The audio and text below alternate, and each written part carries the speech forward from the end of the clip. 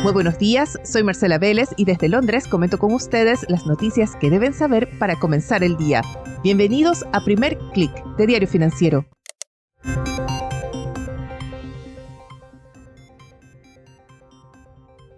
Hola a todos, es viernes 28 de marzo, bienvenidos a Primer Click. La incertidumbre pesa en los mercados que están en cuenta regresiva hacia el 2 de abril. Los inversionistas se refugian en el oro y nuestro invitado de este viernes nos dice que sí, que la Casa Blanca está buscando una recesión. Llegamos al final de la semana y vaya, lo hacemos en medio de una ola de incertidumbre, entre especulaciones sobre finalmente qué será lo que Donald Trump anuncie el próximo 2 de abril. Hoy son las automotrices las que siguen liderando las pérdidas, pusieron el freno en la sesión en Asia, lo hacen también en Europa, todavía sintiendo el impacto de ese anuncio de un arancel de 25% a los autos y partes importadas a partir del 3 de abril.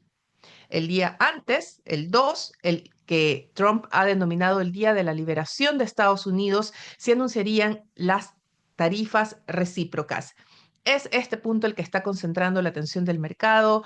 No se sabe qué tan radical va a ser el anuncio. Hay diversas versiones. Trump ha vacilado desde un discurso más conciliador, hablando de flexibilidad, hablando de tarifas limitadas para algunos países, para luego pasar a un discurso más radical. Esta incertidumbre está poniendo freno al apetito por el riesgo. Vemos que golpea activos también como el Bitcoin, que anotan una fuerte pérdida. Por ejemplo, la criptomoneda pierde el nivel de los $87,000 y transa hoy en 85,000. Vemos caídas bastante generalizadas. El índice regional en Asia terminó con una caída de 1,3%. El arrastre llegó desde Japón, donde firmas como Toyota, Nissan lideraron las pérdidas. En Europa, el stock 600 ha recortado su caída, pero se mantiene en territorio negativo, mientras los futuros de Wall Street se alinean con pérdidas de entre 0,3 y 0,4%. El dólar se mantiene estable con cierta tendencia a la baja, pero estamos viendo que hay un efecto de buscar refugio y los inversionistas lo están encontrando en el oro. El metal anota un alza de casi 1%, transa en $3,089, un nuevo máximo. Y según datos de Reuters, se apresta a cerrar el mejor trimestre desde 1986. El metal ha subido 17% desde inicios de año. En la mirada del mercado está el debate de cuál será el impacto de estos anuncios que hará Trump el próximo 2 de abril en la economía estadounidense. Hay posiciones entre quienes creen que vamos hacia un efecto transitorio en la inflación, una palabra que rescató la Reserva Federal, y un impacto limitado en la economía que se verá compensado por otras medidas como recortes de impuestos que, por cierto, están avanzando en la Cámara de Representantes. Por otro lado, están quienes creen que vamos hacia un escenario de estanflación, donde las tarifas van a crear un impacto inflacionario más permanente de lo que está previendo la Fed y algunos otros analistas, y también que va a provocar incluso una recesión. Para este debate, los analistas están analizando al detalle los indicadores económicos y la agenda de hoy nos trae uno clave. Es el índice de precios ligado al consumo, PCE, considerado eje en la política monetaria de la Fed, aunque ya la Reserva Federal ha dicho que le va a dar más atención al mercado laboral, a la economía, que a la inflación. Además del índice de precios, vamos a tener datos del ingreso y gasto personal de los consumidores. El gasto tuvo una contracción en enero, fue una caída de 0,2%. Esto encendió las alertas. El mercado está apostando ver un repunte en la medición de febrero. Sin embargo, hemos tenido a varios retailers advirtiendo de una desaceleración de la demanda. El último es Lululemon, la firma de esos leggings de alta gama, que advierte que los consumidores están manteniendo cerradas sus billeteras, producto de la incertidumbre económica y también del alto costo de vida. Se adelanta un poco al reporte del gasto de los consumidores. Veremos si se confirma en lo que se ha denominado un debate entre los datos blandos, estos índices de confianza, señales de confianza de los consumidores, y los datos duros, que son cifras ya como los reportes de gasto, de ingreso, de empleo. Y esto me da el paso perfecto para invitarlos a escuchar nuestra conversación con el invitado de esta semana, porque él tiene una posición bastante interesante. Él dice con todas sus letras que la Casa Blanca está buscando una recesión. ¿Por qué? No se pierdan nuestra conversación.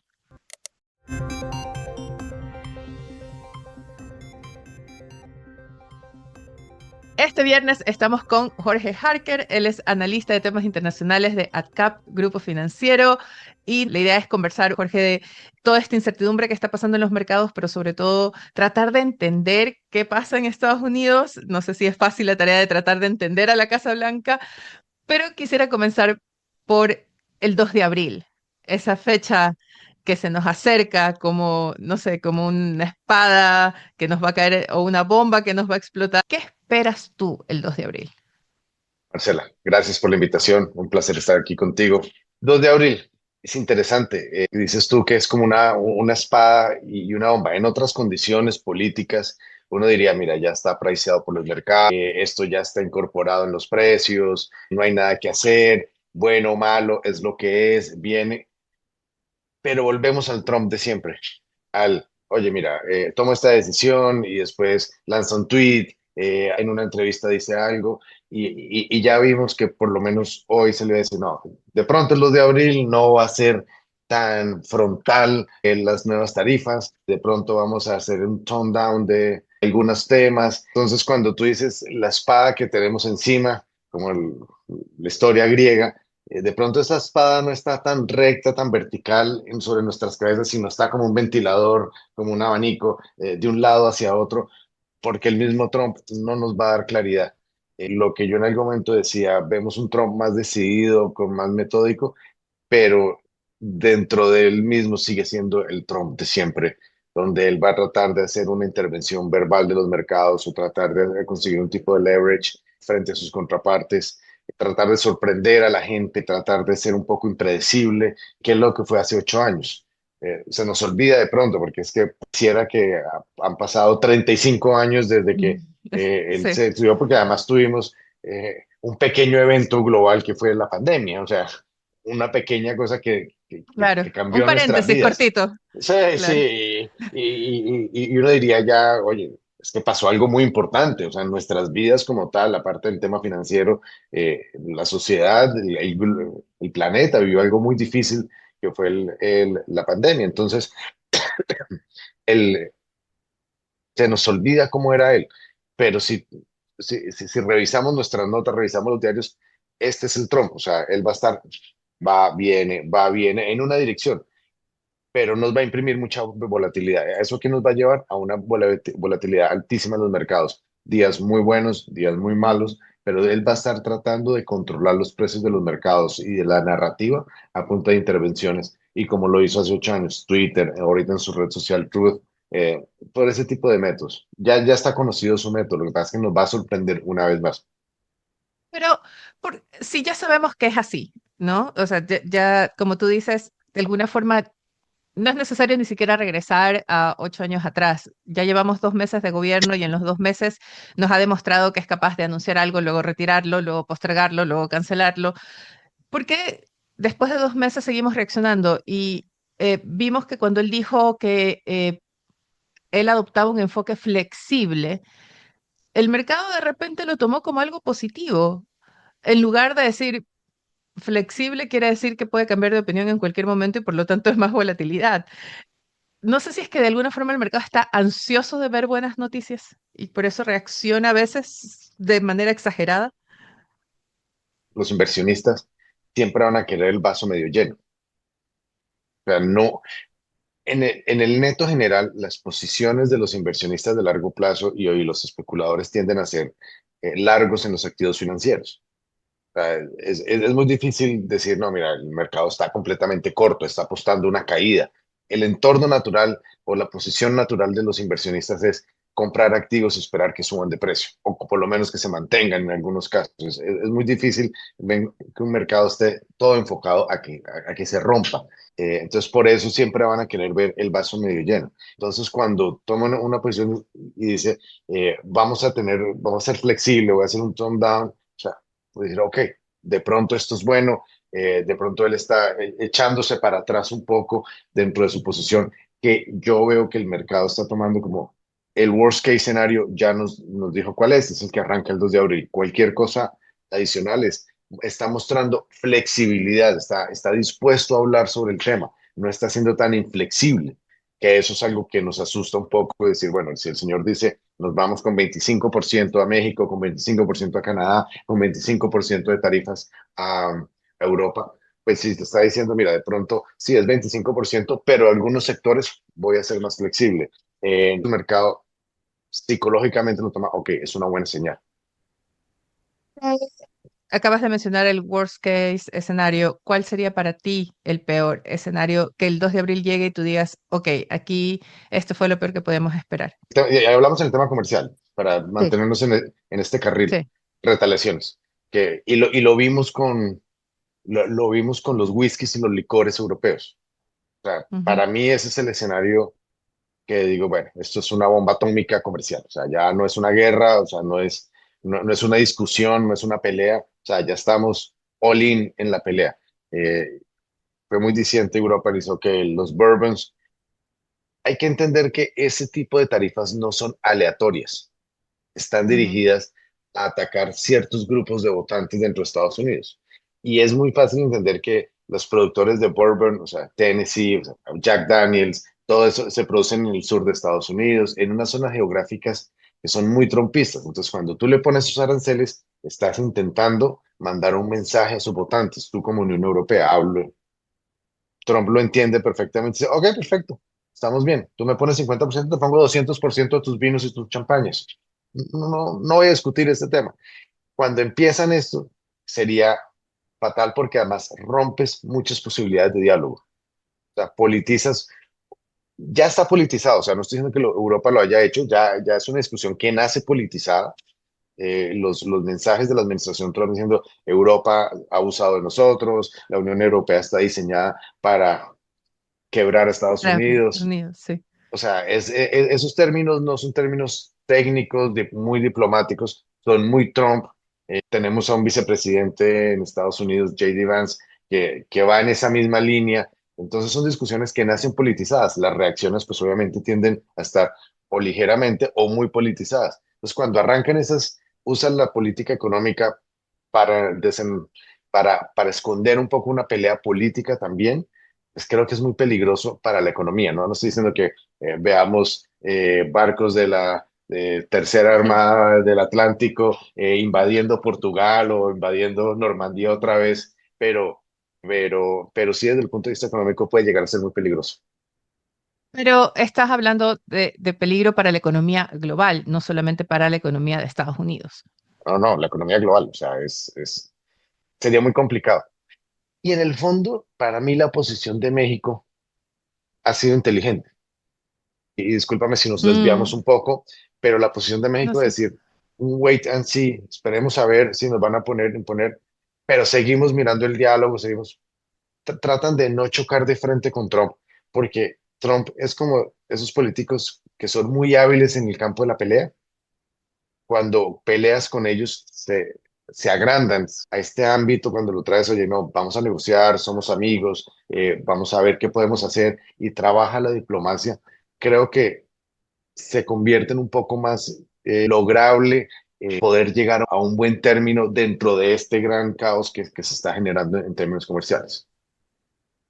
Pero ¿no te ha sorprendido el rol o la postura que ha tomado el secretario de Estado Scott Bessent? Porque, a ver, de Trump se esperaba, pero no sé, siempre le tengo mucha fe a los ministros de Finanzas o a los ministros de Hacienda como las voces de la razón en medio de la política. Y en este caso, Scott Bessent, que era alguien que viene con sólidas credenciales económicas, de conocedor también de mercados, lo ves respaldando, justificando, por ejemplo, el tema de las tarifas recíprocas, el de poner aranceles a todos los países que tienen aranceles con Estados Unidos, habla de las tarifas como una fuente de ingreso, o sea, para él es parte de sus cálculos para conseguir ingresos fiscales, sin hablar del impacto, sin reconocer un impacto para la economía de Estados Unidos. Yo veo un Trump mucho más dentro de sus planes, dentro de su forma de pensar más estructurado y alejado de la clase política tradicional. En el primer término de Trump tuvimos a Mike Pence como vicepresidente, alguien que venía del Congreso de muchos años. Yo veo a Trump alejado de esa clase política tradicional. Y, y lo que dices tú, el secretario del Tesoro, pareciera ser alguien del mercado, alguien que entiende cómo funcionan las cosas, pero va muy en la línea. Trump tuvo 4 años después de salir de la Casa Blanca para escoger con quién iba a trabajar.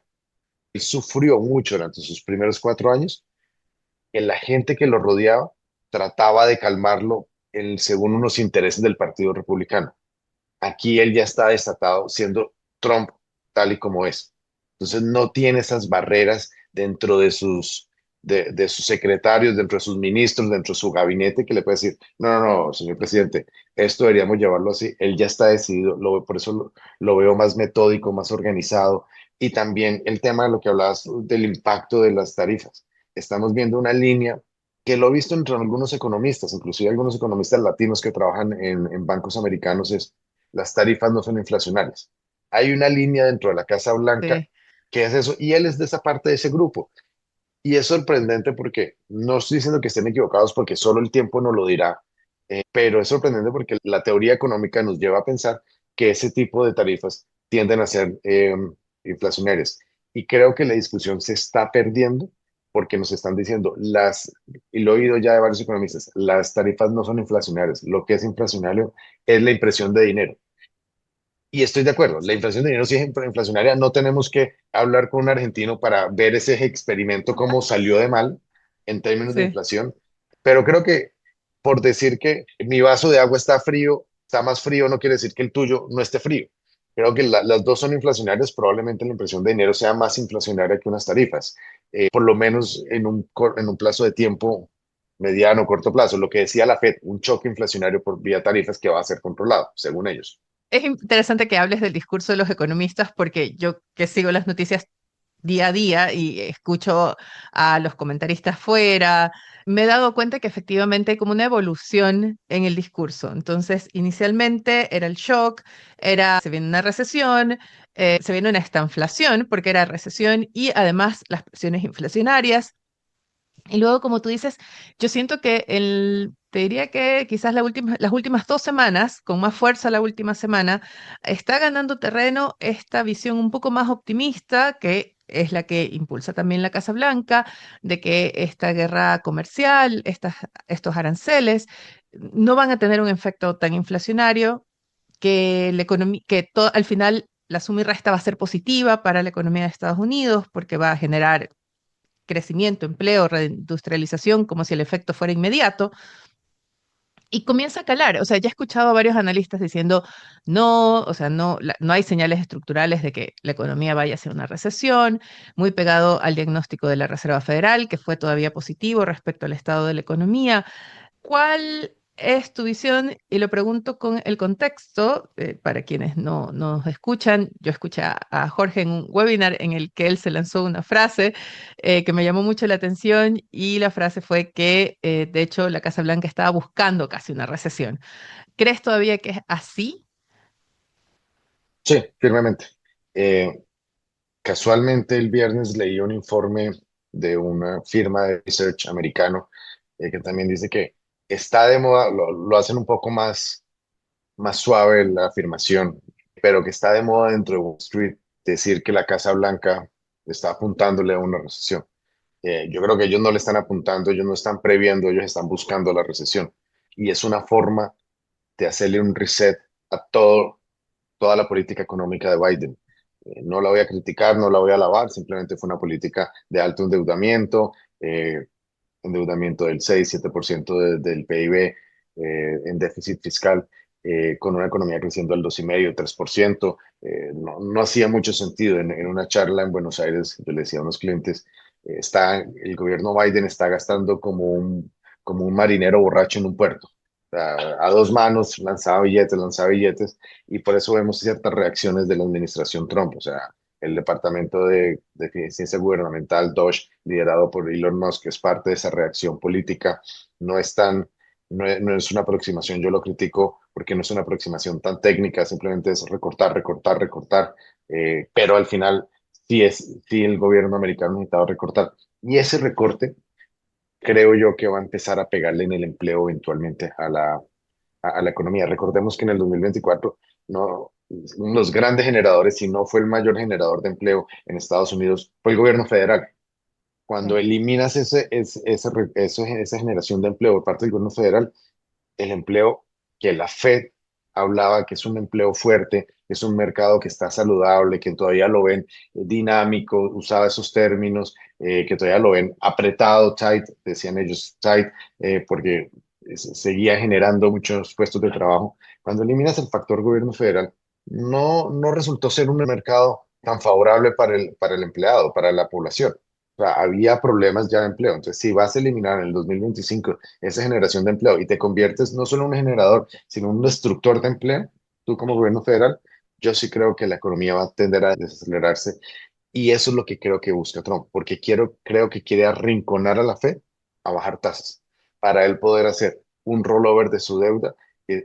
O sea, estamos hablando de una deuda que le está costando en intereses 1.2 trillones de dólares al año, solo en intereses.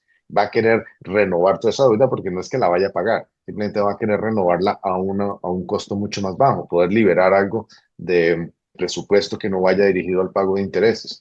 Eso quiere hacerlo vía arrinconar a la Fed para que pueda bajar esas tasas. Y lo vimos en la última reunión de la Fed, cuando sale Trump en un tweet y dice, la Fed debería bajar las tasas, no es negociable, presionando a la Fed y no sutilmente su estilo, que pues, la sutileza no es su segundo apellido precisamente. Exacto. Él lo dice de frente y debería bajar las tasas, el mundo debería bajar las tasas, el petróleo está bajo, el petróleo debería bajar más. O sea, él está un poco, no voy a decir desesperado, pero sí muy enfocado en la Fed debería bajar las tasas, los bonos deberían bajar su rentabilidad, por lo tanto quiero emitir a tasas más bajas, más económicas para Estados Unidos. De hecho, cuando te escuché hablar de eso, pensé en dos declaraciones. En la primera que hizo Bessent, el secretario del Tesoro, hace como, creo que se la escuché hace un mes, cuando dio una entrevista y dejó bien claro que la tasa que a ellos les preocupa es la tasa de los bonos a 10 años, que esa es la tasa que él quiere ver bajar y cuando se entiende que es bajar del 4% actual, que se sigue moviendo por sobre 4%, 4,2, 4,3, él quiere ver caer esa tasa de a 10 años, que es la tasa de referencia de la deuda estadounidense. Y la otra declaración es la del secretario del Comercio, Howard Lutnick, que él decía que estas son cifras de Biden. Y le preguntaban, fue una entrevista en Bloomberg Televisión, y le preguntaban, bueno, ¿cuándo van a ser las cifras de Trump? O sea, ¿cuándo ya se puede decir que es lo que estamos viendo en la economía es una cifra del gobierno de Trump? Y él decía, hacia fin de año. Y fue súper claro en eso. Dijo hacia el cuarto trimestre, porque hasta ahora estamos todavía con las cifras de Biden, toda esta es la economía de Biden. Y cuando te escuché hablar del tema de buscar la recesión, me hizo, de repente, si unes todo eso, de algún poco puedes ver una estrategia, de decir, ok, vamos a empujar, que hay, como tú dices, hay una recesión, se resetea, se baja la tasa de interés y cuando ya hacia final de año, cuando llegue el momento de dar ese discurso de primer año de gobierno, decir, bueno, ahora tenemos tasas más bajas y para entonces ya tratar de buscar un repunte de la economía tras recortes de tasas de la Fed, ¿no? Me hace sentido por ese lado la estrategia. Y además es divertido como latinos sentirnos un poco representados en las formas de cómo se está Ah, gobernando en Estados Unidos. sí, Porque a nosotros nos pasa, por lo menos en Colombia, no, estamos mal porque heredamos un país muy mal del anterior presidente. sí. Nunca asumimos responsabilidad, no, pues, ahí siempre te van a vender, el país está mal, yo soy la salvación, yo tengo las políticas adecuadas, yo soy técnico, yo soy Dios, no sé, como te lo quieras vender, y pasa eso en los países latinos. Y la administración Trump quiere crear esa narrativa, creo yo, me puedo equivocar, para decir, miren muchachos, si vieron, segundo trimestre, tercer trimestre, estamos en recesión, recibimos una economía que era totalmente manipulada, los datos manipulados, la gente la venía pasando mal, como dijimos, porque ahorita con MAGA, Make America Great Again, esta gente que la estaba pasando mal, esperen porque el 2026 será el año de Trump, porque aquí estamos es revelando la verdad de las mentiras demócratas. Marcela, Lo vengo puedes del escuchar futuro. ya, ya, ya. Sí, vengo del futuro. Eso es lo que vamos a ir, o sea, no en esas palabras, pero se ve venir, o sea, se ve venir Y detrás de eso hay una razón técnica que lo que dices tú, no están interesados en hacer rollover de la deuda a 10 años. Y eso es muy interesante porque una de las cosas, me acuerdo estando en pandemia, cuando trabajábamos todos remotos, oía muchas críticas y qué pena si me alejo un poco a la secretaria del Tesoro, Janet Yellen, que le decían, Mm. señora Yellen, tiene las tasas al cero, saque un bono a 100 años, endeude el país a 100 años al 1, 2%, 3%. Y gran parte de la deuda que emitió Janet Yellen fue en T-bills, emisión a menos de un año. Inundó el mercado a punta de T-bills. Y tú ves muchos inversionistas refugiándose en T-bills. Warren Buffett no le crea los precios del mercado, pero tiene una de las posiciones de T-bills más grandes del planeta. Creo que tiene más T-bills que la misma Reserva Federal. O sea, es una locura lo que generó de presión en la curva Janet Yellen, donde le presionó la parte corta de la curva emitiendo tantos T-bills. Cuando le pedían casi a gritos, emita 50 años, emita a 100 años, emite un bono perpetuo. Vimos emisiones europeas, austriacas, Sí. japonés, y los inversionistas tenían sed, o sea, tenían apetito para esos bonos. Y Estados Unidos no aprovechó una de las ventanas de política monetaria más, no voy a decir irresponsables, casi que debería decirlo, pero no, ya lancé la palabra, pero no lo voy a poner así, pero más fáciles, más sueltas, más libres para que los emisores se endeudaran a largo plazo. Estados Unidos no lo hizo. Ese es un pecado que Janet Yellen, en mi concepto, va a cargar ya es después Ujú. que salió el gobierno. Debió haberlo hecho. Y por eso el secretario del Tesoro dice, me preocupa más el de 10 años, porque yo no quiero estar haciendo rollover de mi deuda en T-bills a 6 meses, a 9 meses. Es parte de la estructura del perfil de la deuda de Estados Unidos, pero ellos quieren, como decimos en Colombia, patear ese problema de un año, 2 años, mandarlo a 10, 20 años. Hace más Que, sentido. que curiosamente también es un problema que solemos ver en Latinoamérica y problemas con los que suelen lidiar los ministros de finanzas de Latinoamérica, ¿no? Estamos viendo en Estados Unidos, eh, estamos viendo un planeta un poco con actitudes a veces de tercer mundo. El problema del liderazgo global nos está llevando a sentirnos identificados y decir, bueno, nosotros no somos los únicos con problemas. Se ha vuelto un poco eh, trivial, casi que frívolo, por no decir tercermundista o casi que república No, bananera por lo que estamos viendo. sí, no sé si trivial, pero sí hay, y ahí ahora yo me salgo de la parte de Estados Unidos del tema porque es una idea que he tenido dando vueltas desde que comenzó toda esta discusión en Europa en respuesta a las acciones de Trump y al retiro de apoyo militar y de repente estamos hablando de endeudamiento para financiar la inversión en defensa y de repente endeudarse está bien. Después de que a Latinoamérica nos machacaron décadas, o sea, y hablamos de déficits fiscales y déficits gemelos y está mal y reforma, reforma, recorta, recorta, pero ahora endeudarse está bien. Y es curioso, trata tú de explicarle a tus padres, qué sé yo, a tu familia. Digo que las mejores finanzas, las mejores discusiones de finanzas salen en los almuerzos de familia. Explícale a la tía, explícale a tu primo que es ingeniero, que es abogado, y le dices, no, mira, el endeudamiento de mi país latinoamericano es del 50% del PIB. El de Japón es del 120, pero Japón está mucho mejor calificado que nosotros, porque Japón es más responsable. Entonces le dices, mira, si yo me endeudo el 120% de mi patrimonio personal, el banco no me vuelve a prestar. De hecho, no me deja ni abrir ni una cuenta de ahorros, o sea, no me deja ni acercarme a una oficina.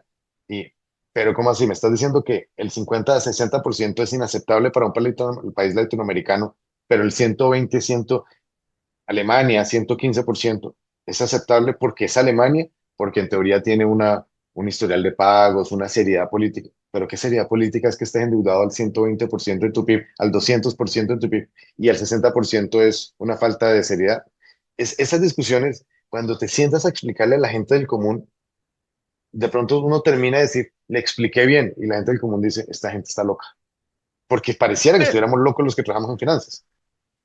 sí, pero ¿no crees que eso va a ser negativo en el largo plazo? Sobre todo para, nuestros países donde las instituciones no son tan fuertes, aunque ahora me atrevo a cuestionar también la fortaleza de las instituciones de algunos países desarrollados, pero hablemos de Latinoamérica. ¿No crees que va a ser negativo en el largo plazo en el sentido de que se crea un contexto que justifica la laxitud fiscal, por ejemplo?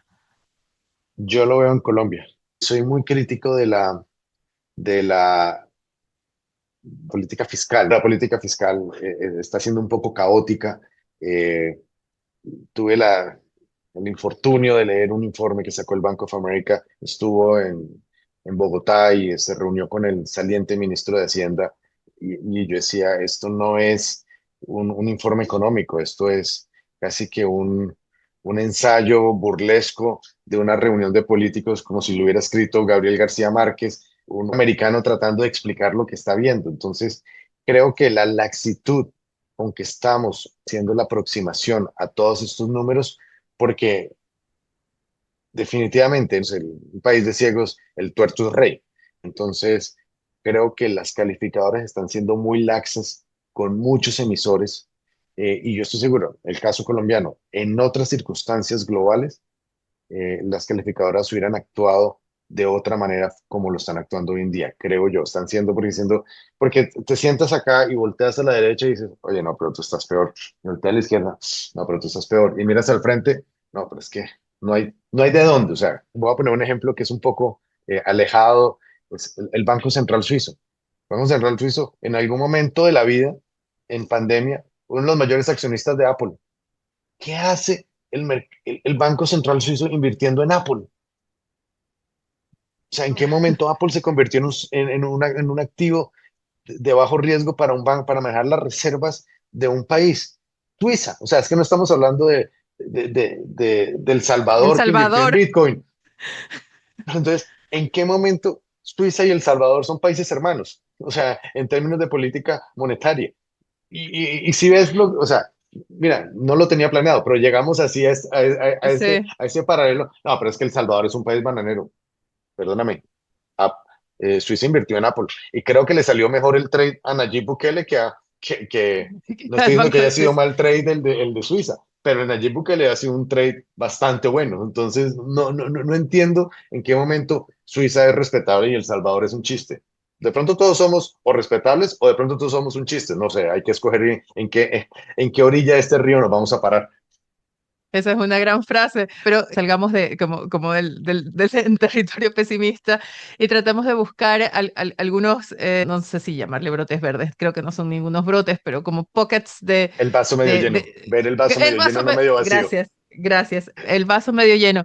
¿Ves chance de que salgan algunas de las reformas que también ha propuesto Trump, como por ejemplo el recorte de impuestos, que ayude a balancear el riesgo de desaceleración, el riesgo de una recesión y permita pensar hacia el próximo año un reaceleramiento de la economía estadounidense? Yo creo que Trump tiene el Congreso de su lado, eso ayuda muchísimo, o sea, definitivamente ayuda muchísimo. El primer año de un presidente vas a pasar el 70% de las reformas, y eso es en Estados Unidos, en Chile, en Argentina, en Colombia. El capital político de un presidente se gasta en su mayoría el primer año, y creo que Trump lo tiene claro. Y esa es una de las promesas de campaña más importantes, y creo que hace sentido. Lo que pasa es que no vas a lograr nada de recortar impuestos si no recortas el gasto. Por eso creo que él empezó más agresivo recortando el gasto porque no daba espera y el recorte de impuestos sí es un tema que tiene que negociarse, tiene que llevarse, es un tema político. El recorte de gastos es un tema técnico, es un tema que él tiene control. El recorte de impuestos no es un tema que él tenga absoluto control, pero sí, definitivamente sí es bueno. Si él logra reducir el Estado en ese estilo, en esa proporción, por el lado del gasto, por el lado del ingreso, la economía se va a beneficiar. Y es contradictorio. El último presidente que logró reducir el tamaño del Estado de una manera importante fue Clinton. Y casi que llevó a superávit al presupuesto americano. Recuerdo la discusión en ese momento y se hablaba del pasar una enmienda, había una corriente política de pasar una enmienda constitucional en Estados Unidos donde se obligara al Estado a tener por lo menos equilibrio fiscal. No es que estamos hablando de la presidencia de Nixon, de la presidencia, o sea, de Truman, posguerra. O sea, estamos hablando de una persona que todavía está viva, Bill Clinton, y durante su mandato se discutió entre los economistas y ciertos políticos que Estados Unidos debería ser constitucionalmente balanceado fiscalmente. Unos años después estamos hablando que Estados Unidos tiene casi que un déficit estructural del 6%, que el 6%. En Colombia llegamos al 6,8 el año pasado y estamos hablando de que se rompió la regla fiscal, estamos en crisis fiscal, que es un problema. Oye, eso es lo que tiene Estados Unidos. Y nadie está hablando que Estados Unidos va a ir a default. Los tiempos han cambiado mucho y Clinton fue la última persona que tuvo un presupuesto bastante equilibrado y del resultado de eso fue un boom económico en los años siguientes. Y cuando tienes reuniones con clientes, como para terminar, pensando que quienes nos escuchan son tus clientes y son inversionistas, personas naturales que en estos momentos de incertidumbre, eh, bueno, obviamente están muy nerviosos, no saben qué hacer con sus portafolios. eh, Cuando tienes estas conversaciones con clientes, ¿qué les respondes cuando te dicen qué hacer? Esa es la pregunta del millón de dólares en este momento. Y yo desafortunadamente, también hay mea culpas, ¿no? Nadie aquí oyes mucha gente que dice, no, mira, mira, yo me equivoqué el año pasado. Yo recomendé mucho renta fija el año pasado, pensando siempre en Estados Unidos va a tomar la decisión correcta y no se va a endeudar tanto. No pensé que la administración Biden para la campaña fuera a ser muy parecido a lo que hizo el gobierno de Alberto Fernández en los últimos meses, que gastó a dos manos y se endeudó a dos manos y emitió dinero. Pensé que todavía le quedaba algo de dignidad económica a esa administración y iba a ser más responsable, por lo que generó inflación. Yo les estoy diciendo, hay que tener cuidado, la bolsa viene cara y no viene cara desde enero, no viene cara desde diciembre, viene cara desde hace muchos meses, pero sigue subiendo.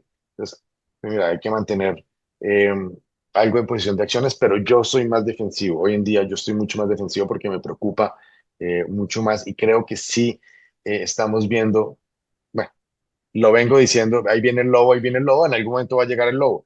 Pero como te digo, me equivoqué el año pasado pero hoy en día sí creo que hay que estar mucho más defensivo y hay que estar más en renta fija que en acciones.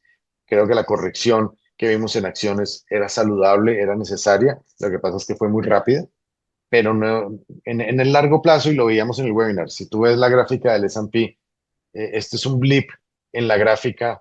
Claro, para los que si entraron el año pasado es el fin del mundo, acciones cayendo 30%, 20%, Tesla, la misma Tesla, completamente, no, es el fin de Tesla. Pero sí, como tal el mercado, en el largo plazo, esto sucede y sucede con alguna frecuencia y abre oportunidades de compra. En este momento hay que estar defensivo, pero igual hay que estar en acciones. Claro. Para aquel inversionista que tenga capacidad de ver llegar su statement, su extracto a final de mes y decir, bueno, mi portafolio de acciones cayó un porcentaje y no se enloquezca o no se, o pueda pasar una noche todavía a dormir 8 horas tranquilo, ese tipo de inversionista que tiene más paciencia va a ver resultados en el largo plazo ahora. Claro, las valoraciones, vuelvo a digo, algunas siguen estando costosas, pero en el largo plazo siempre tienes que estar metido en el mercado de acciones. A veces sobreponderado, este es el momento de estar subponderado en el mercado de acciones, pero tienes que estar. Y sí creo que renta fija, porque bueno, mi teoría, la Casa Blanca está fabricando una recesión, la Casa Blanca quiere hacer eso. Y, y ojo, que la recesión está demostrado que para las acciones no es tan mala.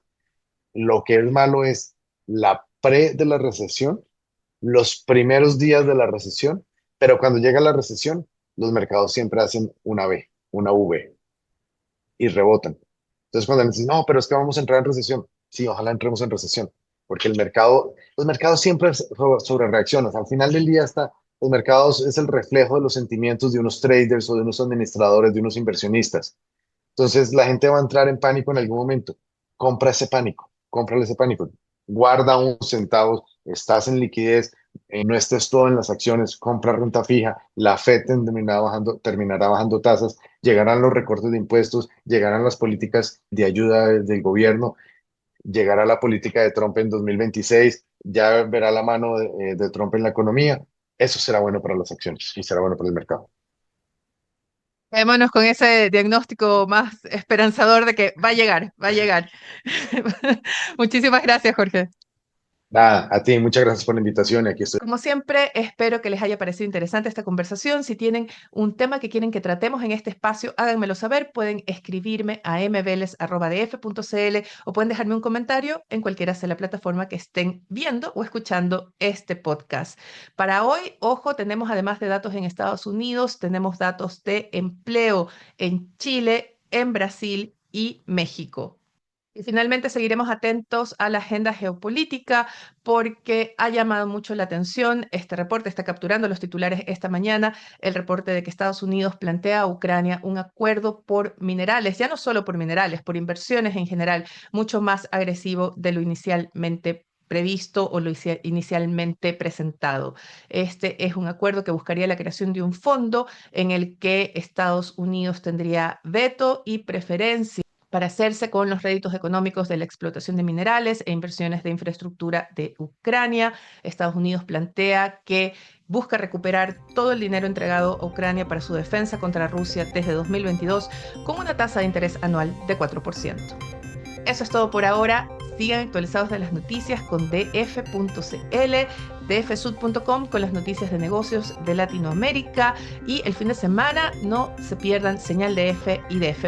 Les deseo que tengan un buen fin de semana. Nosotros nos reencontramos el lunes.